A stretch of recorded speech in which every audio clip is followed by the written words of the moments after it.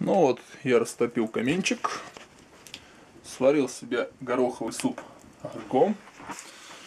Ой, горячая, блин. Ну вот он, гороховый суп. В нем реально есть офигенные куски мяса. Вот она, мясцо. Кружка магги у меня пролилась и убежала на пол. Да и хрен бы с ней. На улице уже солнышко, туман. Сейчас мы быстро поедим супчику, а затем начнем делать кофе. Пока.